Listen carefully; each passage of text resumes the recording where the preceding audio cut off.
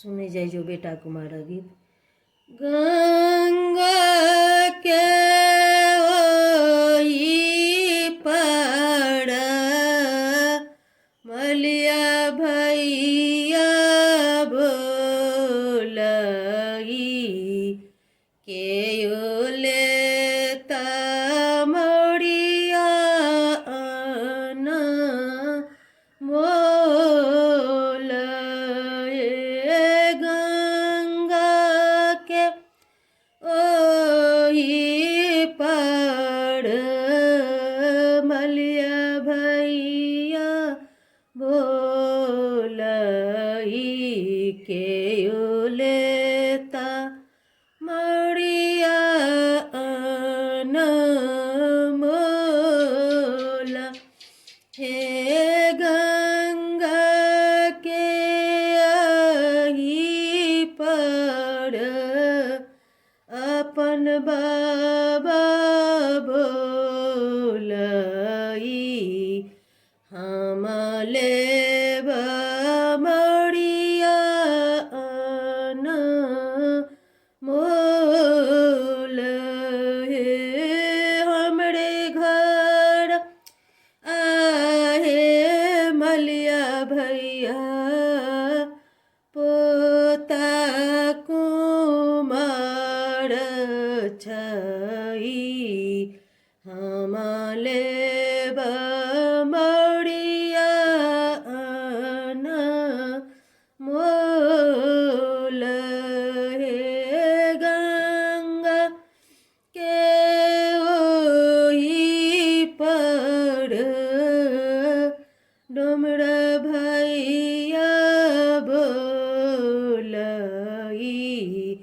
के लेता डलबा मोल हे गंगा के आही पर अपन पापा बोलई हम लेब डलबा मोल हे हमरे घर आए डोमरा भैया बेटा कुमार छई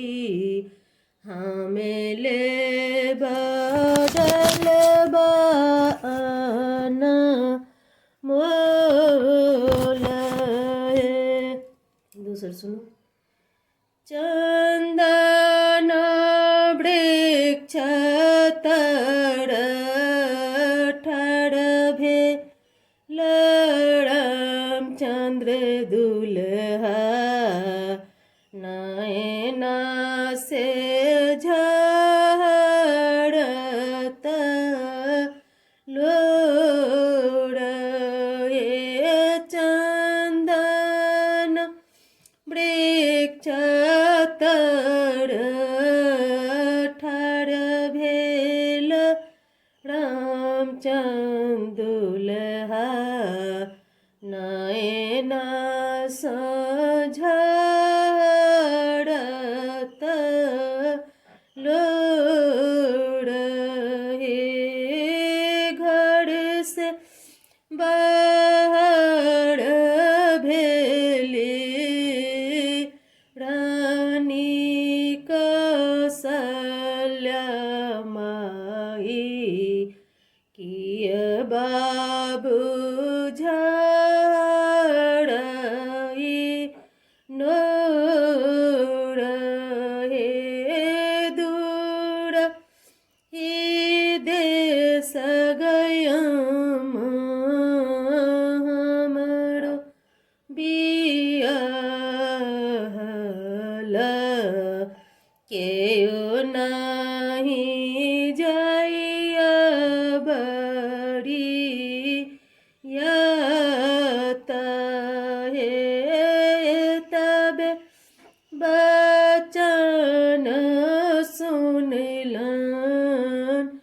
पिता दशरथ